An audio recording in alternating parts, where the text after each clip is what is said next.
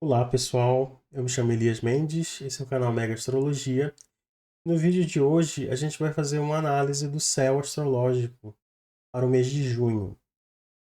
Nós vamos analisar ingressos dos planetas em signos, as mudanças que os planetas vão realizar, né? Principais aspectos que vão acontecer e a condição geral de cada planeta e o que isso implica como uma previsão coletiva.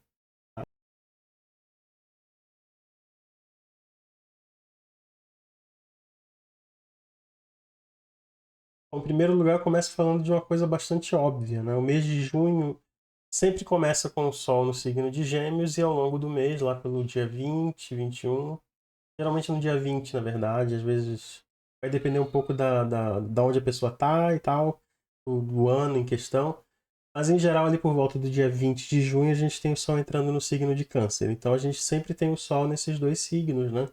O Sol geralmente do segundo decanato e no terceiro decanato de Gêmeos e depois no primeiro decanato de Câncer. Então, essa é uma configuração imutável, assim, uma coisa que acontece todo ano, né? E ela não significa nada de muito especial, né? Ela é uma região em que o Sol não tem grande dignidade, ele, aliás, não é considerado com dignidade, né? De modo algum.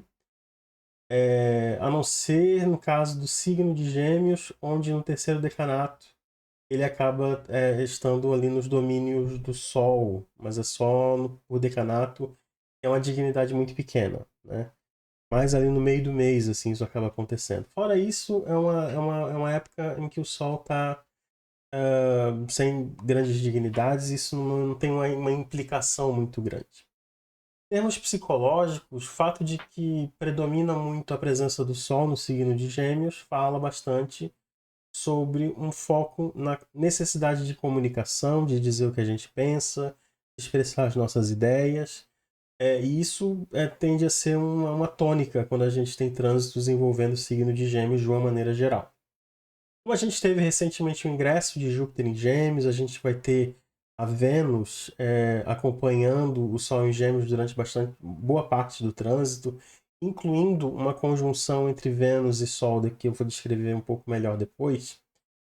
A gente vai perceber que não vai ser uma época geminiana fraca, vai ser uma época geminiana com muitos outros posicionamentos em Gêmeos que vão acompanhar.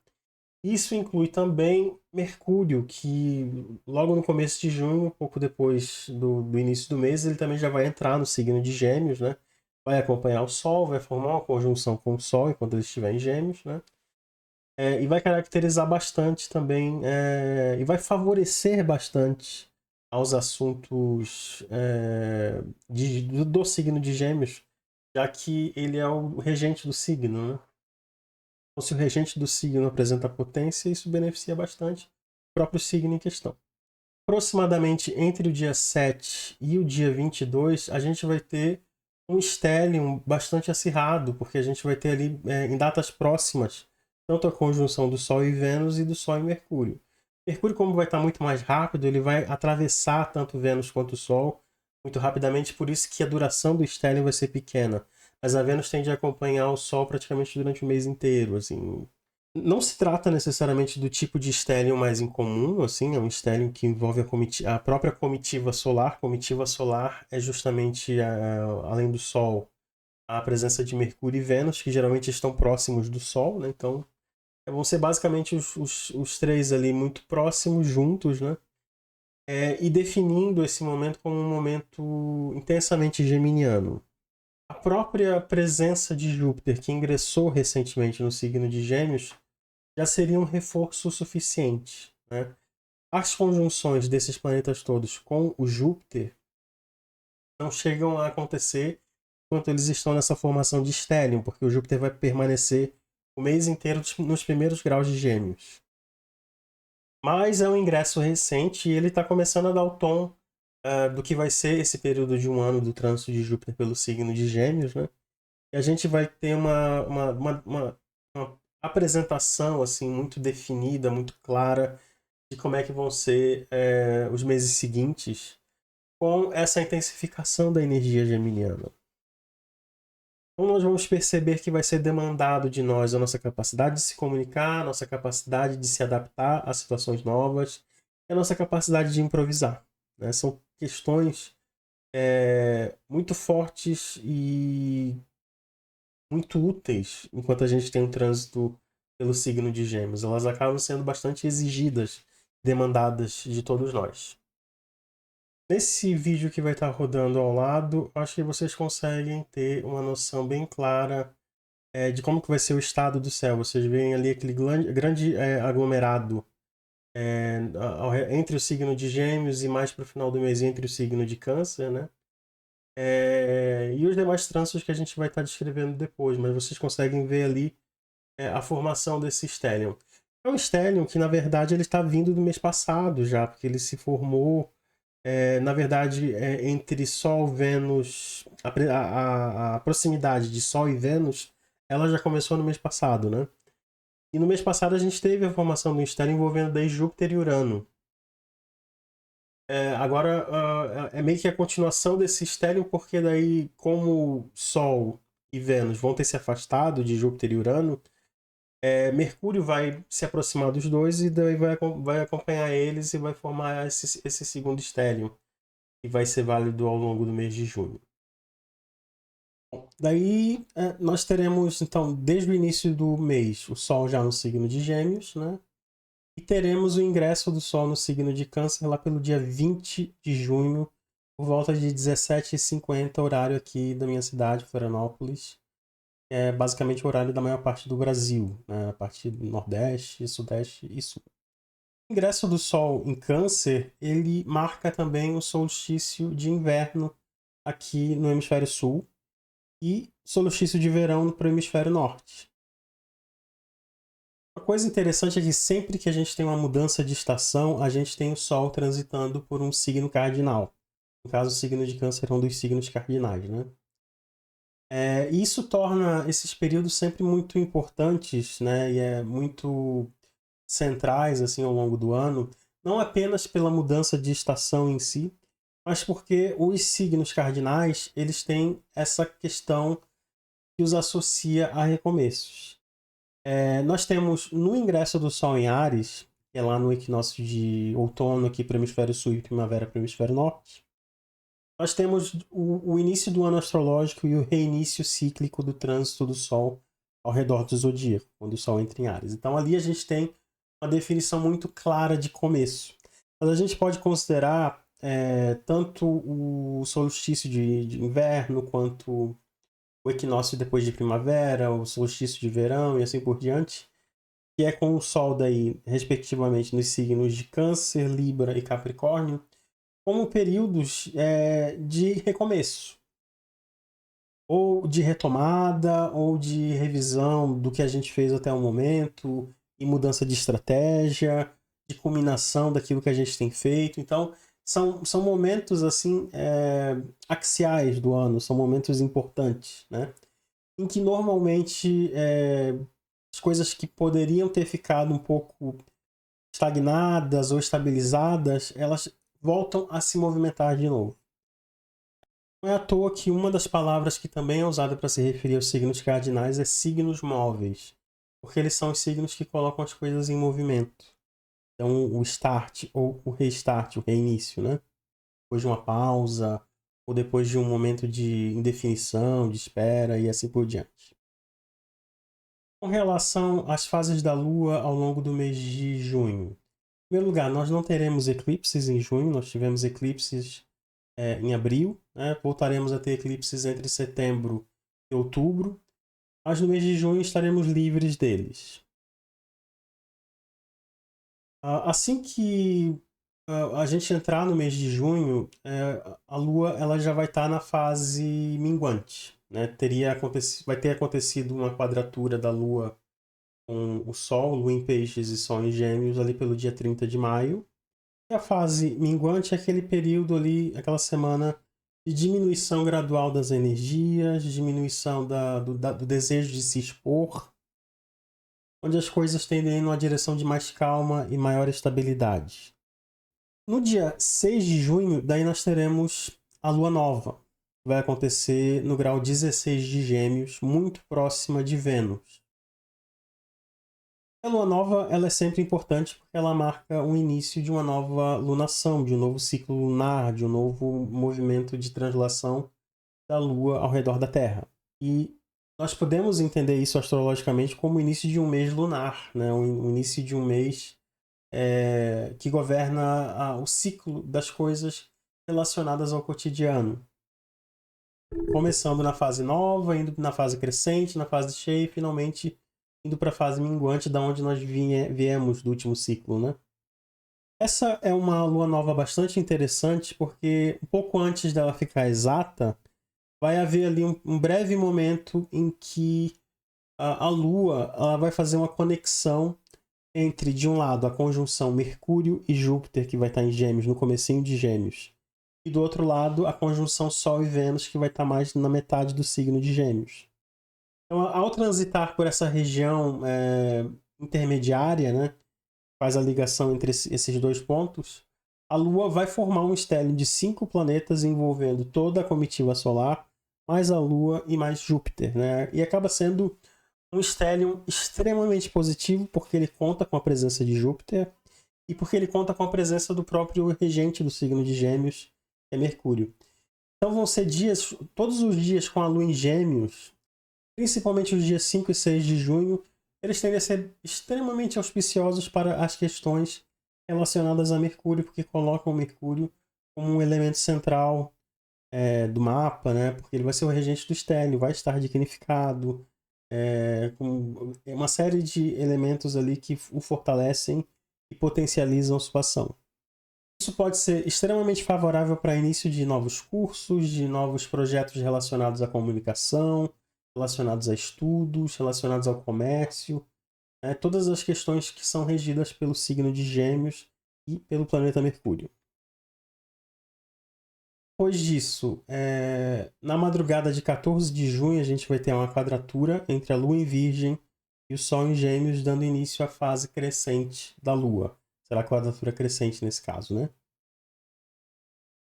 E aí, depois daquela fase de reinício que é estabelecida lá na Lua Nova, né, e ao longo daquela semana que vem depois da Lua Nova, na Lua Crescente a gente entra numa fase em que as coisas estão adquirindo corpo, adquirindo forma, coisas cotidianas, pequenos projetos iniciados ali durante a Lua Nova começam a mostrar os seus resultados. É uma fase onde a gente entra numa energia de maior desejo de expansão, maior desejo de visibilidade e assim por diante. Tem uma característica de otimismo associada à fase crescente, né? E acaba sendo a fase da Lua onde a gente coloca mais energia nos projetos e nas coisas. Então todo esse período que começa no dia 14 de junho e segue ainda ao longo dos próximos dias, ele vai ser marcado por essa vibe da Lua crescente. E a Lua crescente ela vai culminar depois na Lua cheia, que vai acontecer no dia 21 de junho, com o Sol já no signo de Câncer, vai ser um dia depois da entrada do Sol em Câncer, né? E a Lua no primeiro grau de Capricórnio. Na fase cheia, de fato, a gente conhece os resultados daquilo que a gente estava trabalhando, e a gente começa, de fato, numa fase de maior colheita de frutos, digamos assim. É o ápice do ciclo lunar, acaba sendo também um período de maior intensificação das emoções, de maior intensificação das reações das pessoas, aquela coisa da intensificação do emocional que é muito própria de quando a gente tem uma lua mais fortalecida. Isso acaba acontecendo acidentalmente quando a lua está na fase cheia. Tanto na fase crescente quanto na fase cheia, porque é o momento em que a lua está mais cheia de luz, digamos assim, né? Mais visível e assim por diante. Mesmo quando acontece num signo como Capricórnio, que é detrimento da Lua, né? Só que o Sol, como ele vai estar em Câncer, que é o domicílio da Lua, no caso, né?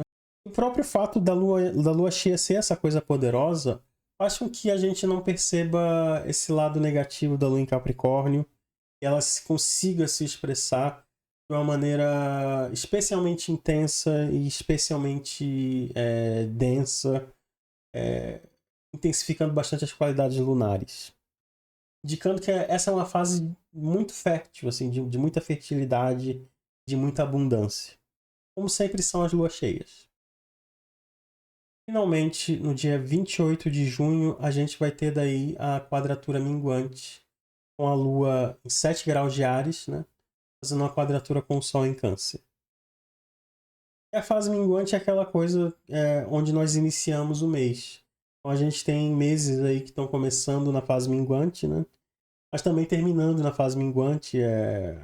Essa passagem de um início de um mês para o outro, ela está acontecendo ali com a Lua geralmente na fase minguante, por enquanto. Onde, apesar dessa quadratura acontecer com a Lua num signo como Áries, é uma fase de diminuição das energias, é uma fase de maior interiorização. Isso acontece porque Áries, apesar de ser um signo masculino, etc., ele tem uma característica de negar as qualidades do signo solar que está em questão. Essa que na realidade é a lógica da quadratura minguante, né? O signo de Áries, ele representa individualismo, ele representa independência, né?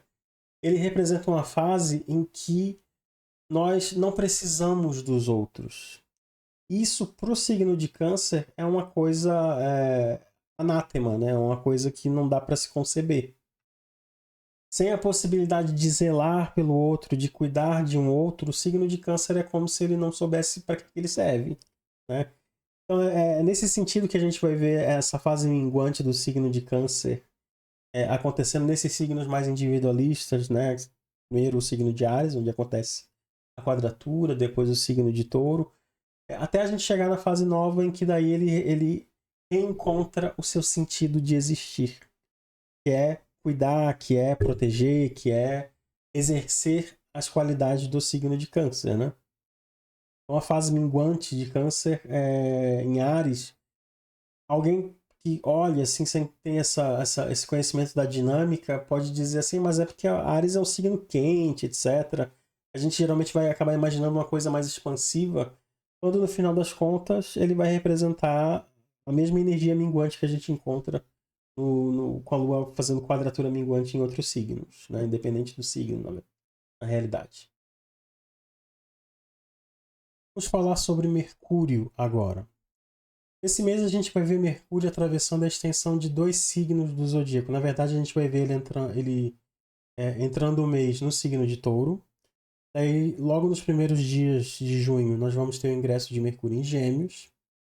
Mais à frente, um pouco depois na segunda metade na segunda metade do mês, a gente vai ter o ingresso de Mercúrio no signo de Câncer. Ele vai terminar o mês no final do signo de Câncer. Então ele passa por 3 signos, mas a extensão na realidade são de 2 signos, porque ele vai de uma região do finalzinho de Touro até o finalzinho de Câncer, né? Então isso fecha mais ou menos 60 graus. No caso, Mercúrio em Touro vai ficar por apenas 2 dias, né? A gente vai começar então com Mercúrio já lá no final do signo de Touro, bem próximo ali da conjunção com Algol, no começo do mês. Mercúrio em Touro é um signo onde Mercúrio está peregrino, ele vai funcionar de uma maneira um pouco mais lenta e tal, mas não é necessariamente negativo, não é uma posição necessariamente negativa. Ela é apenas uma posição onde a gente pode sentir as coisas um pouco travadas. Elas demoram, porque elas precisam ser processadas, porque precisa de tempo para as etapas e coisas assim. Há uma preocupação grande com a estética, né? Então isso às vezes faz com que demande mais tempo as coisas e assim por diante. Então, o Mercúrio em Touro ele torna os assuntos de Mercúrio um pouco mais lentos em função disso. Mas ele não é negativo para os assuntos de Mercúrio, ele só os torna lentos. Aí, na madrugada do dia 3 de junho, a gente vai ter o ingresso de Mercúrio no signo de Gêmeos. Esse é o segundo posicionamento mais forte para Mercúrio, ele só perde para Mercúrio em Virgem, porque no signo de Virgem, Mercúrio acumula domicílio e exaltação ao mesmo tempo. No caso de Gêmeos, Mercúrio acumula tanto o domicílio quanto a triplicidade, porque ele vai estar no signo de ar. E o planeta Mercúrio tem triplicidade no elemento ar. É um signo em que Mercúrio se expressa com versatilidade, com agilidade, com inteligência, com malícia, com uma coisa muito afiada em termos de lógica, de inteligência, tanto intelectual, tanto cognitiva, tanto na questão lógica mesmo, quanto na parte social, na parte diplomática, na parte de toda a parte que envolve comunicação com as pessoas também. É um posicionamento que favorece todos os assuntos ligados a Mercúrio. Então, se você tiver algum tipo de eletiva, quiser começar algum tipo de situação associada a Mercúrio, vai ser um dos melhores momentos assim que a gente tem, por conta da grande dignidade. O único problema é que Mercúrio vai estar... todo o trânsito dele pelo signo de Gêmeos, ele vai estar muito próximo do Sol. Inclusive, ele vai formar uma conjunção com o Sol no signo de Gêmeos. E essa conjunção, ela é considerada essa proximidade toda de Mercúrio com o Sol, né? São debilidades menores, assim, que acabam afetando o planeta. Como no caso ele está domiciliado, isso não afeta tanto, não acaba não atrapalhando tanto. Até porque o Sol vai ter como dispositor o próprio Mercúrio, enquanto ele estiver em Gêmeos, pelo menos, né? A conjunção exata entre Sol e Mercúrio vai ser no dia 14 de junho, vai acontecer no grau 24 de Gêmeos, e logo na sequência será também uma conjunção de Mercúrio e Vênus, porque eles estarão ali, a Vênus vai continuar ainda muito próxima do Sol até o final do trânsito do Sol pelo signo de Gêmeos. Nesse dia, no dia 14 de junho, a gente vai ter o fenômeno do Casimir de Mercúrio, que é quando ele faz uma conjunção exata com o Sol. Qualquer planeta em Casimir, ele é dito que ele ganha uma dignidade ocidental por estar no coração do Sol, né? Então, esse acaba sendo o dia no mês em que os assuntos de Mercúrio são mais potencializados do que em qualquer outra data. Vai ser no dia 14 de junho. E aí, logo no dia 17 de junho, a gente já vai ter o ingresso de Mercúrio no signo de Câncer. Coisa que vai acontecer simultânea à entrada de Vênus também no signo de Câncer. Os dois vão estar em conjunção exata, enquanto eles estiverem fazendo essa transição de Gêmeos para Câncer. O que é bem favorável para Mercúrio também. O signo de Câncer, daí Mercúrio vai permanecer em Câncer até o fim do mês, daí, até o dia 30 de junho, né? Na realidade, ele entra em Leão somente dia 2 de julho. Então, praticamente toda a segunda metade de junho vai ser caracterizada por Mercúrio no signo de Câncer. É uma situação muito similar àquela que acontece no signo de Touro. Eu diria que Mercúrio em Câncer é ligeiramente pior se comparado com Mercúrio em Touro, porque Câncer é um signo mudo. Isso pode prejudicar um pouco a comunicação. Isso pode abafar a comunicação ou pode tornar a comunicação cheia de sonegações de informações importantes, né? Cheia de silêncios, aquela coisa do interlocutor esperar que o outro adivinhe o que está pensando, sem ser explícito, sem dizer exatamente o que quer, o que pode levar a problemas. Isso é uma coisa típica da posição de Mercúrio nos signos de água, né? É uma coisa que vai muito pelo campo da emotividade e assim por diante. Tem essa introversão da comunicação, né, que não a favorece. Porém, Mercúrio em Câncer, ele acaba sendo muito favorável para os estudos, porque o signo de Câncer é um signo que é relacionado com a memória. Então ele é muito bom para leitura, ele é muito bom para a absorção de novos conhecimentos, ele é muito bom para o processo de aprendizado. Esse mês de junho a gente vai ver o planeta Vênus indo do 10º grau de Gêmeos até o 17º grau de Câncer. E a principal característica é que esse mês vai ser um momento muito importante dentro do ciclo de Vênus, porque é o momento da conjunção superior de Vênus. No ciclo venusiano, a gente tem dois momentos assim fundamentais. O ciclo entre Sol e Vênus, no caso, né? Que é a conjunção inferior, que acontece quando Vênus está retrógrada. Na conjunção inferior, a Vênus ela passa na frente do Sol. E depois, com a Vênus direta, a gente tem a conjunção superior, que a ideia é a Vênus passando atrás do Sol. Então a gente tem um alinhamento entre a Terra, o Sol no meio e a Vênus do outro lado acontecendo. E muitos astrólogos consideram o início de um ciclo sinódico de Vênus como sendo na conjunção inferior, por ela passar na frente do Sol, ali durante a retrogradação, né? A gente pode considerar, então, essa fase da Vênus na conjunção superior como uma espécie de fase cheia no ciclo de Vênus. uma fase mais positiva do que, por exemplo, na outra fase da conjunção inferior, que geralmente coincide com a retrogradação, né? Que é uma fase daí de definhamento das energias venusianas, daí por conta da retrogradação. Nesse caso, então, a Vênus está plena, ela está rápida. Durante a conjunção, obviamente, ela passa muito tempo próximo ao Sol. Isso a enfraquece, né? Uma debilidade acidental. E isso vai acontecer ao longo de todo o mês de junho. A conjunção exata entre Sol e Vênus, ela vai acontecer no dia 4 de junho e vai ser aos 14 graus do signo de Gêmeos.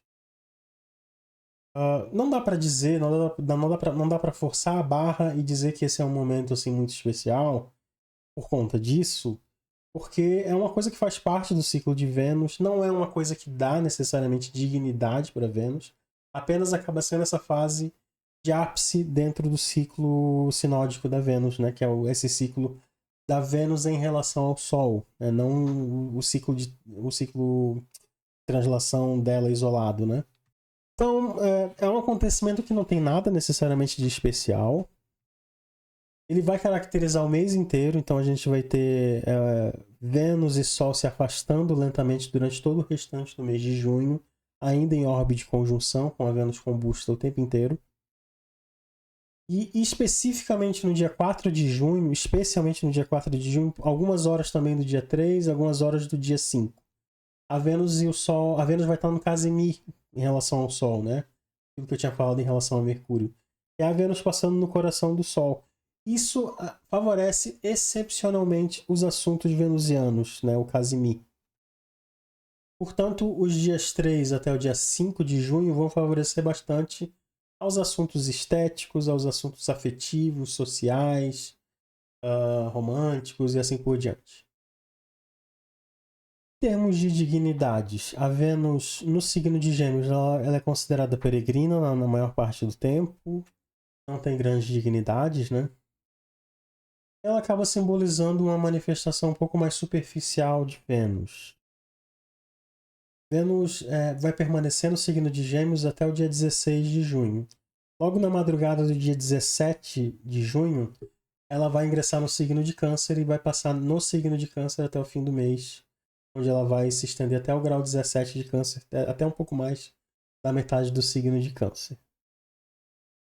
Essa mudança de Vênus indo para o signo de Câncer fortalece o planeta Vênus, porque Vênus é um planeta das qualidades primitivas frio e úmido, né? É um planeta que está associado ao elemento água. Portanto, ela tem triplicidade no elemento água também, assim como no elemento terra.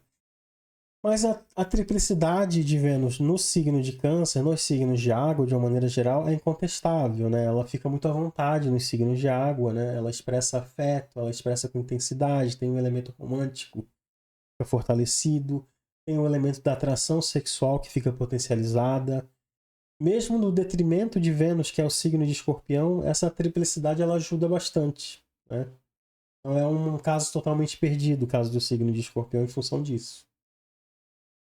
E a gente pode dizer, portanto, que apesar da combustão o tempo inteiro, Vênus vai estar ligeiramente mais forte no final do mês de junho, na segunda metade do mês de junho, por conta da presença dela no signo de Câncer. O que, portanto, favorece assuntos relacionados a Vênus, coisas relacionadas à estética, coisas relacionadas à compra de objetos, vestuário, e as próprias questões afetivas e sociais também, de uma maneira geral. Bom, no caso do planeta Marte, nós começamos o mês com Marte domiciliado, muito fortificado no signo de Áries. Situação onde ele já se encontrava ao longo da maior parte do mês de maio. Aliás, maior parte não, ele entrou em Áries, se eu não me engano, foi lá no dia 30 de abril, ou um pouco antes disso. O dia 29 ou o dia 30, não tenho tanta certeza. Né? Então ele passou o mês inteiro no signo de Áries, né, no mês de maio, né? Começa o mês de junho ainda no signo de Áries e depois de alguns dias ele ingressa no signo de Touro. E aí essa passagem de Áries para Touro é ladeira abaixo, né? É um posicionamento complicado para Marte. Eu diria que não é o pior posicionamento para Marte, eu diria que ele é o segundo pior, porque Marte se encontra um pouco mais perdido no signo de Libra, né? No caso do Marte em Touro, ele tem a triplicidade participativa do elemento Terra, que o favorece minimamente. Mas não é algo assim que resolva totalmente a situação, não, porque um Marte debilitado vai ser sempre perigoso. E a gente ainda vai contar com essa energia positiva do Marte em Áries até o dia 8 de junho. No dia 9 de junho, nós vamos ter, na madrugada do dia 9 de junho, o ingresso tanto do Marte no signo de Touro. E aí ele vai, então, do grau 23 de Áries, no comecinho de junho, até 16 de Touro, no final de junho. Esse é o arco por onde ele vai estar transitando. Sendo assim, os assuntos de Marte são muito favorecidos até o dia 8 de junho. Os assuntos de Marte se tornam bastante contraindicados do dia 9 de junho até o restante do mês, né? Sendo que em julho, Marte vai seguir durante boa parte do mês ainda no signo de Touro, né? E ainda vai ter ativação com Urano, então vai ser até um pouco pior no caso do mês de julho. O que vem a ser assuntos de Marte? Cirurgias, por exemplo, são assuntos de Marte. Conflitos, inclusive os judiciais, são assuntos de Marte. Qualquer trabalho que exige uma força laboral, braçal, né, vai estar associado ao planeta Marte. O que torna a expressão de Marte ruim no signo de Touro? É a lentidão. Marte é um planeta que está associado à ação. Essa ação, ela fica com uma carga de excessiva cautela no signo de Touro. Os passos eles são dados de uma maneira um pouco mais lenta. Touro compensa essa lentidão com força e resiliência. Ele aguenta o tranco, ele aguenta a pressão, digamos assim. Mas ele não consegue se passar de um certo nível. Como é que eu posso dizer? Ele tem uma performance limitada, né? Aquilo que ele pode entregar em função dessa velocidade. Mas ele entrega, né? Ele tem consistência, pelo menos. E o grande problema deflagrador de conflitos, potencialmente deflagrador de conflitos, que a gente pode associar a Touro, é relacionado a um elemento de intransigência, que é um agravamento daquela teimosia, entre aspas, que é associada ao signo de Touro. Não se trata apenas de uma teimosia, quando a gente vê expresso por Marte em Touro, né? Marte vai ter sempre uma carga um pouco mais densa, um pouco mais cruel, inclusive. Então está relacionado a uma coisa mais de intransigência mesmo. Uma pessoa que, por exemplo, um nativo que nasce com Marte em Touro, né? Ele vai ter essa dificuldade, por exemplo, de dar o braço a torcer, vai ser muito inflexível, né? E isso, quando a gente pega num trânsito assim, afetando o coletivo, pode causar muitos problemas, porque as pessoas vão ter maior dificuldade para ceder, para negociar, né? Alguém vai querer uma parte, a outra vai querer a parte maior e vai começar a ter um conflito de interesses ali que não consegue se resolver em função da intransigência. Eu diria que o que mais atrapalha Marte em Touro, os períodos de Marte em Touro, não é nem a lentidão, porque essa lentidão permite que as coisas sejam bem feitas, pelo menos. Elas são feitas apenas uma vez, né?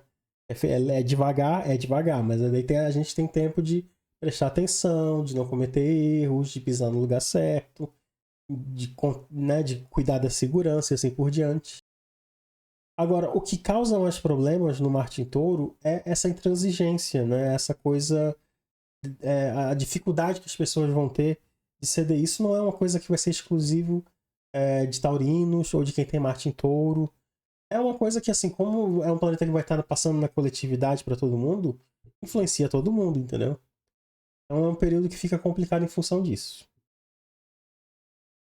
No caso de Júpiter, ele vai passar o mês de junho atravessando o arco que vai do primeiro grau do grau 1, na realidade é o segundo grau, né? O grau 01 de Gêmeos até o grau 08. Do 1 até o 8 de Gêmeos. E digno de nota é o trígono que Júpiter faz com Plutão. Trígono que já é válido desde hoje, quando eu já estou gravando esse vídeo. Se estende durante toda a primeira semana de junho e que é exato no dia 2 de junho. Então, em primeiro lugar, a presença de Júpiter em Gêmeos, ela não é. Júpiter, obviamente, não é o melhor. Não encontra no signo de Gêmeos o melhor lugar para sua expressão, né? Porque é um dos detrimentos dele. Mas como Júpiter é o grande benéfico, ele acaba favorecendo alguma coisa onde quer que ele esteja passando, ele acaba expandindo, ele acaba fazendo com que algo cresça, né? E no caso, ele promove os assuntos de Mercúrio. Ele agiu com muito mais força durante os últimos dias do mês de maio, né? Ele está agindo agora, neste momento, enquanto eu estou fazendo esse vídeo para vocês, por exemplo. Porque foi quando ele fez conjunção ali com Vênus, com o próprio Sol, né? E no começo do mês ele ainda faz uma conjunção com Mercúrio. Ali, acho que no dia 5 ou 6 de junho. E sobre Júpiter em Gêmeos, eu fiz um vídeo recentemente falando da percepção que nós teremos desse trânsito, assim, do ponto de vista coletivo, né? E vocês podem acessar entrando no meu canal, procurando pelos outros vídeos. É um dos primeiros vídeos do canal. Eu acho que é o terceiro vídeo que eu fiz, ou o quarto, não tenho certeza. Mas o que eu chamaria atenção é esse trígono entre Júpiter e Plutão. Em primeiro lugar, do ponto de vista prático, para pessoas que estão passando por trânsitos de Plutão, sejam os difíceis ou os bons, esse Júpiter em trígono, ele representa um aporte energético, potencializa, que favorece a manifestação de Plutão e ajuda ela a ser da melhor maneira possível. Isso faz com que a experiência plutoniana seja um pouco menos destrutiva, ao menos nessa curta janela de tempo, né? Porque é um trígono que vai passar muito rapidamente, infelizmente. Não vai influenciar por muito tempo. Mas é melhor do que nada. É melhor do que não ter nenhum tipo de apoio, nenhum tipo de ajuda. O que esse Júpiter pode representar? Ele pode representar uma ajuda, pode vir através de uma pessoa, de um amigo, de um familiar que fornece de fato uma ajuda, que auxilia a pessoa que está passando pelo trânsito de Plutão a enfrentar aquela situação. E aqui eu me refiro especialmente àquelas pessoas que estão passando por trânsitos mais difíceis. Tem planetas ali no comecinho dos signos fixos, no caso, né? Então, nesses casos, esse trígono de Júpiter com Plutão, ele representa uma ajuda em potencial que a pessoa pode receber. E por mais rápido que seja o trânsito, essa ajuda pode perdurar, ou os efeitos dessa ajuda podem durar por algum tempo e auxiliam a pessoa, né, a viver esse momento. Pode representar, às vezes, um empréstimo que ajuda a pessoa a eliminar dívidas, pode representar uma melhora nas condições profissionais, que fazem com que a pessoa ganhe mais dinheiro, se for isso que está faltando. Um apoio terapêutico, a pessoa encontrar um bom terapeuta, por exemplo, no caso das pessoas que estão passando por algum período doloroso emocionalmente. Então, dependendo aí do que cada pessoa está vivendo no seu trânsito de Plutão, se Júpiter vem para fornecer um apoio, uma ajuda, ele dá uma força, digamos assim.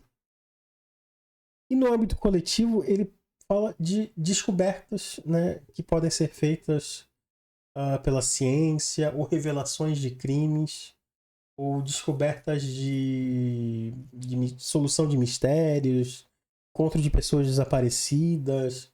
Esse tipo de situação pode acabar acontecendo quando a gente vê um trígono de Júpiter com Plutão, né? Que é essa coisa do resultado de algum tipo de pesquisa, de algum tipo de informação que se torna evidente no momento, ou o aparecimento de algum tipo de prova que ajuda a solucionar algum crime, coisas do gênero. Então, coletivamente, a gente pode observar acontecimentos relacionados a essas características aí. Bom, sobre Saturno, a gente está com Saturno no signo de Peixes, né? Nesse mês de junho, a gente vê Saturno indo entre o grau 18 e 19 de Peixes somente. E o arco que o Saturno vai percorrer é um arco de apenas 40 minutos. Ele começa o mês com uma velocidade ali bem abaixo da média e vai ficando cada vez mais lento até que ele estaciona no dia 30 de junho. Quer dizer, o estacionamento de Saturno dura 2 dias, né? Ele começa 2 dias antes, então. Então, lá pelo dia 29 de junho, a gente tem o estacionamento e aí ele vai estar oficialmente retrógrado a partir do dia 30 de junho, né? Ele vai ter andado menos de 1 grau, ele vai andar só 40 minutos. Ele começa ali tipo 19 e 18 graus e 45 minutos de peixes e vai até 19 graus e 25 minutos. O que isso quer dizer? Em primeiro lugar, para pessoas que estão passando por trânsitos de Saturno, esse momento ele pode ser particularmente difícil, complicado, né? Especificamente pessoas que vão estar vivendo o trânsito exato ao longo desse mês. Então, isso envolve qualquer pessoa que tenha planetas ali no grau 17, 18, 19 ou 20 dos signos mutáveis, que são Gêmeos, Virgem, Sagitário e Peixes, né? Vai estar vivendo algum aspecto difícil de Saturno, se for algum desses. Isso acontece porque é dito na literatura tradicional que os estacionamentos de Saturno, esses momentos em que ele fica mais lento e tal, são debilidades acidentais para Saturno. Isso faz com que a experiência de Saturno, associada à ideia de demora, à ideia de espera, à ideia de obstáculo, à ideia de bloqueio, ela seja sentida com um pouco mais de intensidade nesses momentos em que ele estaciona. E logo depois disso já começa a retrogradação, que também não é uma coisa muito positiva, né? Aliás, é até pior em termos de debilidade acidental. Só não é pior do que os estacionamentos em si. Então, esses períodos aí, de alguns dias antes e depois do estacionamento, a gente pode dizer assim, entre os dias 25 de junho até o finalzinho do mês e os primeiros dias de julho, até o dia 3 de julho, mais ou menos, como um período ali em que Saturno vai estar estacionando. Esse é o pior período possível assim, para os assuntos de Saturno, né? Para as questões de Saturno e para aquelas pessoas que estão vivendo o trânsito de Saturno. Se quiser saber mais sobre o que significa Saturno em Peixes, o que esse trânsito representa para cada signo, assim por diante, tem um vídeo no canal também. Você pode acessar clicando lá no canal. Por fim, vamos falar sobre os planetas geracionais, o que eles vão estar fazendo ao longo desse mês. Esses planetas, eles normalmente se movimentam bem pouco todo mês, né? Então, geralmente é meio que chover no molhado, dizer onde é que eles estão, em termos de signo, porque eles já estão lá há bastante tempo, não é uma mudança necessariamente. No caso de Urano, a gente vai ver Urano atravessando o 24 e o 25 de Touro, os graus, né, onde ele vai estar passando. No grau 25, ele já entra em órbita de conjunção exata com Algol. Né? Algol se encontra no grau 26 de Touro. Tem um vídeo aqui no canal também falando sobre a estrela Algol, se você tiver curiosidade. Já podemos considerar o mês de junho como um período de ativação de Algol, começando especialmente a partir da metade do mês em diante. E esse é um evento de longo prazo. Para compreender melhor isso, é necessário vocês darem olharem esse vídeo aí que eu fiz sobre Algol para entender qual que é dessa estrela, mas resumidamente é uma estrela que tem uma reputação bastante negativa. Nós podemos perceber uma piora nos conflitos que já estão acontecendo no nosso planeta. Podem acontecer eventos ou situações que levem à morte de muitas pessoas, que causem bastante sofrimento.